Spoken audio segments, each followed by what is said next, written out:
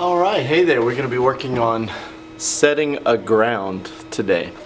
And what setting a ground means is basically making the paper gray. And you could start with gray paper and use like white color pencil and like a pencil and maybe even a black Prismacolor, something like that. Just sort of get your darks really dark and get your lights really light. But we're going to use a different technique, and it's going to serve two purposes. One, we're going to get a gray sheet of paper, which is going to be good for a couple reasons, and then it also allows us to practice the very important skill of shading evenly. Okay, and to practice it would be fine to use just some normal printer paper, but printing paper does not have a lot of tooth to it, so I'm going to be using a little bit of drawing paper. It's just got a little bit more of a texture to it, so it's going to hold graphite a little bit better. I always like to have kind of a stack of paper because it just gives the surface a little bit softer feel. You just have a little bit more give than if you were to just do one sheet on top of a hard surface. You get just a little bit better response, I think, for your pencil. Additionally, I use a pencil that's been sharpened, like a wooden pencil.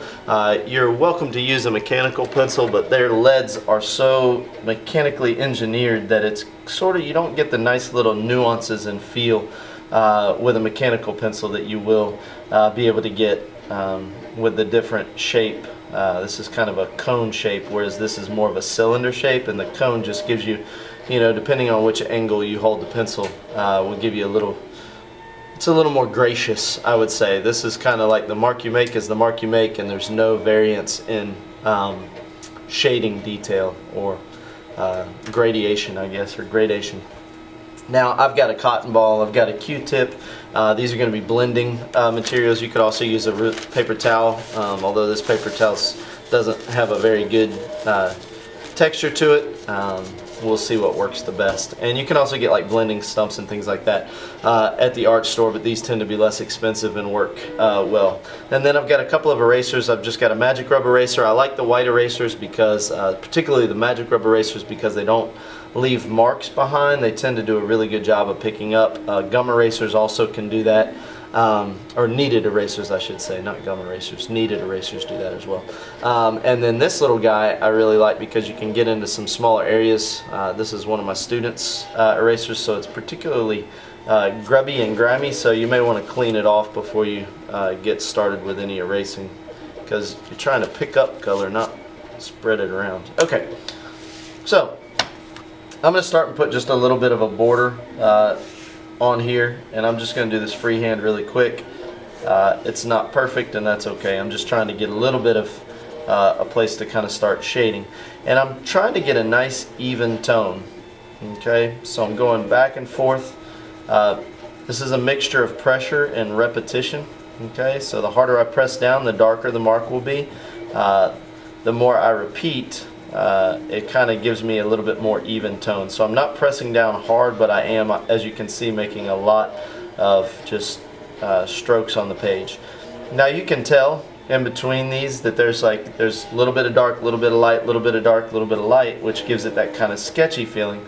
But if you come back with a cotton ball or another kind of fiber material, you can see how that starts to really blend in, and that's called setting a ground. You're just getting a gray tone, and that's not probably not dark enough, but it's a good start, and you want to fill up the whole page, and you'll do this before you ever start actually drawing whatever you intend to draw. So this is kind of like a preparatory phase. And again, like I said earlier, with a pencil that's been hand sharpened or a wooden pencil, you get a nice cone shape for the tip, and that gives you this nice side of the pencil. Allows you to cover a little bit more area with each pencil stroke, which saves you some time and effort and energy, and hopefully makes this process a little bit less tedious. And I encourage you to kind of keep all of your strokes going the same direction. It's just going to make an easier time for blending. If you start hatching in all different directions, that's probably going to show up, which is not necessarily a bad thing. I think what you're really going for is an even sort of a tone. So as long as you switch up your strokes consistently, it's going to come out even. So it's not a bad thing. I just kind of choose to do it this way because I find it helps me to remember to be consistent, to kind of keep all my strokes going the same direction. But play around with it, see what you like. And now I'm going with a lot bigger pencil strokes, and I could have done this from the beginning, but I just wanted to give you kind of an idea. I'm trying to keep the pressure even. You can tell from time to time I press down a little bit harder than others, but for the most part it's relatively consistent. So you get a nice even gray tone there, and then again when you come back with a cotton ball, you know, or another tool. Let's try this paper towel and see how it works. Yeah, that works as well too. You just kind of need a nice surface that will kind of smear it around without getting your hand completely covered in graphite.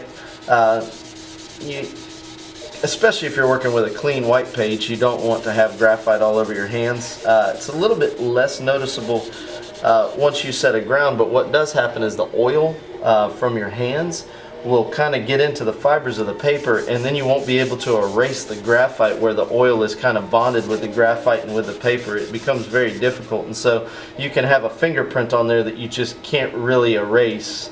So I really encourage you as best you can to keep your fingers off of the actual surface that you're going to be putting your image on.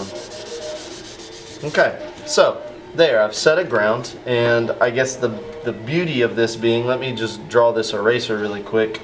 And I'll start with my typical cube with a nice light line weight. Let's see, this guy has got a little bit of a rounded quality to it, and I can't see much of that edge.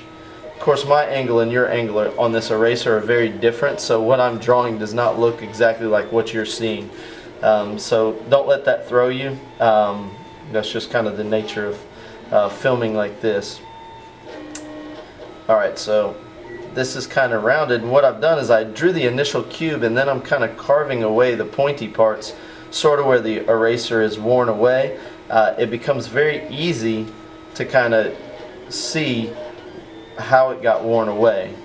So I'm going to do this, and that's kind of rounded right there. And now the cool thing about having set a ground is I can come back and see how that ridge of the eraser is a little bit lighter. I can come back and I can use this eraser and pull up some of the color that I laid down earlier, and that kind of works to give you highlights, and you get your whites actually by subtracting the color as opposed to adding like a white colored pencil, which would be adding more material to a page. You're actually kind of using your negative space, or I'm not sure that's the right way I want to say that, but you're pulling off the graphite instead of adding more material. So it's kind of cool way to go about it. Alright, and then of course you can add more color by shading deeper. So like where this graphite, like it's got a hole right there where somebody punched a pencil into it, and I can kind of draw that in. I'm not sure the placement there is right, but that's not really what I'm stressing here. Really just stressing more. Now I get to use my Q-tip because I got a little bit of gray detail right in that corner that I want to bring out. So once you've set a ground, it becomes just adding color and subtracting color using an eraser and using your pencil, and that's going to be really important, especially as you look to draw some more complex shapes. You're going to want to have that ground set early on. It just kind of sets the tone for the whole piece and gets you kind of geared in and locked in to what you're going to be drawing. So I'm just going to keep drawing here until I feel happy with my little eraser drawing. And that's pretty much it for setting a ground and how that works and why we do that. If you've got any questions or comments, please feel free to comment below. And if this video helped you out at all, make sure you like it. Also, be sure to check out any of my other tutorials to get some help with drawing. Alright guys, this is Josh Hendry. I'll see you soon.